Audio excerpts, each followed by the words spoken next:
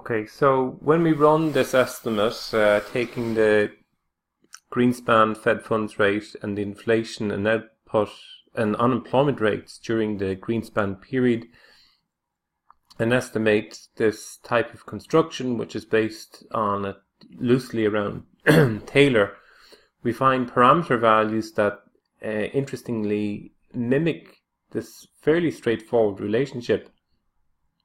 What we find is that the level of unemployment as it tends to increase will generate a reduction in interest rates. So higher levels of unemployment seem to precipitate lower levels of Fed funds. In other words, rising levels of unemployment is associated with the Federal Reserve during the Greenspan period reducing interest rates. Now, it's kind of interesting why perhaps Taylor in his original rule didn't simplify the relationship, and he too must have realized that the trend growth rate is ever shifting. And one might ask, why didn't Taylor in the original conception of the rule not introduce just a simpler specification of including unemployment? And I think from his perspective,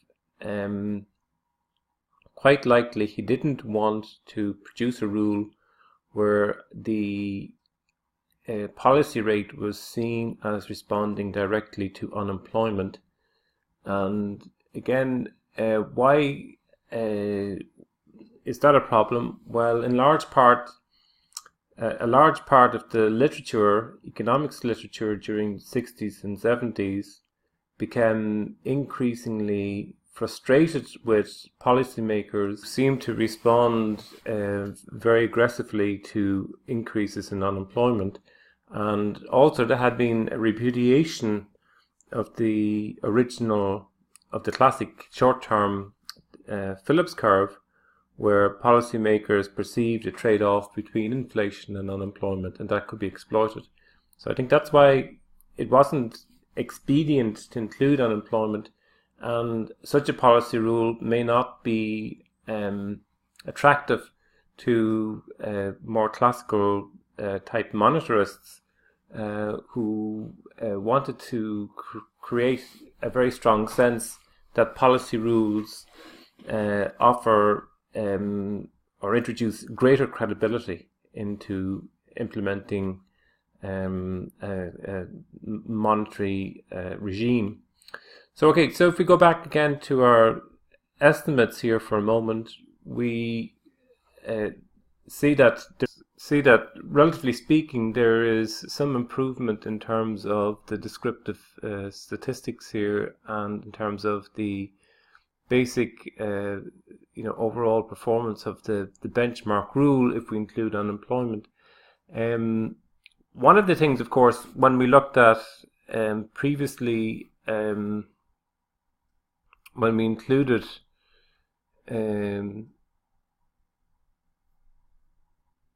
when we estimated the Greenspan policy rule using a conventional type Taylor rule in the period from 2000. So if we can, from about 2001, the Federal Reserve got off track, and indeed Taylor has a paper that refers to this period. I might just bring that up. Okay, so I've taken this paper from Stanford Edu, but it's a Federal Reserve. It's the St. Louis Federal Reserve paper. If we can just come down a smidge. So it's Federal Reserve, Bank of St. Louis, 2010. And here we look at, this article reviews the role of monetary fiscal policy to financial crisis and draws lessons for future macroeconomic policy. It shows that policy deviated from what had worked well in the previous 2 decades by becoming more interventionist, less rule-based, less predictable. The policy implications are thus that policy should get back on track And the article is a modified version of a presentation given at the Federal Reserve Bank of Philadelphia's Policy Forum, Policy Lessons for Economic Financial Crisis, December 2009. The presentation was made during a panel discussion that included James Bullard and Gregory Manquin. Now, when we look at just go through a little bit the thought process here, I'm going to focus here for a moment at least on a graph introduced by Taylor 2007, so you might be able to find that in the bibliography. But this blue line here represents actual Fed funds rate. And Taylor makes the point in 2007, if you look at policy implementation over the period 2001, 2, 3 up to 2006, the actual policy rule or policy rate, the actual policy rate differed very substantially to Taylor's own policy rule. In other words, the Federal Reserve for some reason seemed to relax the federal funds rate relative to any kind of benchmark or a guideline set out by Taylor. Now, when we look at our own data here, I'll just go back into the paper. Again, we can observe this. This is slightly different. In this instance, I used a conventional Taylor rule, and I estimated a growth gap and included inflation, and we regressed a growth gap, not unemployment, a growth gap and inflation against the Fed funds rate. And what we observed here was, yeah, it's true. Again, when we take the actual rate setting, right, the actual rate setting, which is the blue, right, actual Fed funds rate, and compare it against the fit for a model. So we estimate the coefficients on a Taylor type rule over the entire period 1987 to 2006 during the Greenspan incumbency. And when we fit back the data to the average reactions in terms of the policy rule, okay, and got the model fit, we can see that Greenspan's behavior differed markedly post 2001. In the post 2001 period, rates were cut, and while we might say the interest rate, the actual Fed funds rate, very often coincided with the average responsiveness here, in the post 2001 period, interest rates were cut. Actual Fed funds rate was very dramatically cut relative to the average policy responsiveness over the entire period stemming from 1987 to 2006. Now, do we observe the same in terms of the policy response using unemployment? And in the previous video, we generated again an average, the Fed funds fit based on the simple parameter values here, where we took the intercept, the coefficient on inflation multiplied by inflation, the coefficient estimated for unemployment, and we generated the fit. And yet again, we can see the same pattern emerging. When we substitute unemployment into the relationship instead of growth gap, it's very clear that policy, the actual Fed funds rate, veered very far south of what the average type of policy responsiveness would have been. So this 2001 period, there was relatively speaking a lot of policy accommodation. Taylor sees this as a mistake, right? And Taylor tries to explain it, right?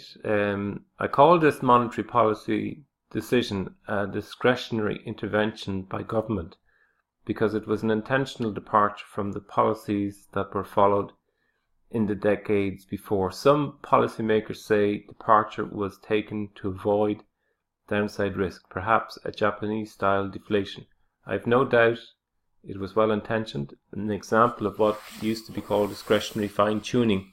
The Fed's description that rates would be low for a prolonged period and that the rates would rise at a measured pace illustrate this fine-tuning. Markets were generally aware of it, and departure from policy rules confirm it. Okay, so we're able to observe that in a very substantial way in terms of what Taylor's describing, and also in terms of the numbers that come back and the graphs that we're getting also from these simple reaction function type constructions.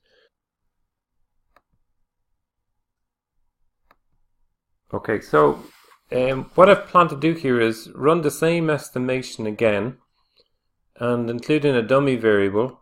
And the idea of the dummy is we have a series of ones and zeros, so we'll just put in dummy here for a moment, dummy, and I'll run a series of zeros and ones. Okay, and okay, so I go back actually to, I can go back to a previous estimation that I made where I introduced the dummy also.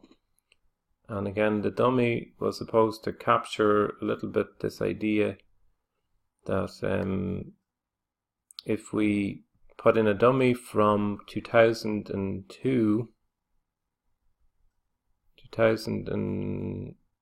okay, so I have the third quarter here of 2002, actually, when is that? Yeah, so the first quarter of 2002, second quarter. Yeah, first quarter of 2002, second quarter, so on. So if I put in a set of dummies, so let's just copy this for a moment, copy.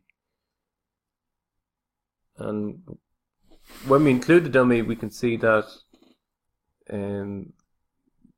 this particular Taylor rule involves using an estimate of output gap from GDP, so a growth gap if you like, and the R squared increased from, what was it before, R squared increased fairly dramatically from 50%, and when I included a dummy here where the output gap has been used as an input, the explanatory power when a dummy is introduced was 75%. Okay, so I'm going to take that same dummy, I'm going to introduce it in our particular model with unemployment. So I'll just come back here and paste, and then I'm going to run a regression, and the regression is, we go to data table, data analysis, regression, hit OK, and then the variables, the dependent variable here is going to be the Fed funds rate. So the dependent variable is our friend the Fed funds rate. I'm going to include a label. Okay, and then the independent variables are what you typically find in the Taylor rule plus the dummy. Okay, so we have inflation, unemployment, output, inflation, unemployment, and we have the dummy. Okay, and then we can put in here for our range of output, we can just identify this area here, and we'll hit OK. Okay, and we'll pause for a second. Okay, and what we observed then from this regression output in Excel is that the R squared now has gone up to 83%, which is substantially higher than the fixed 56 we saw before. And we have the inflation coefficient is 1.2 instead of 1.5. Unemployment, instead of being 0.9, is 0.86, so almost 0.9.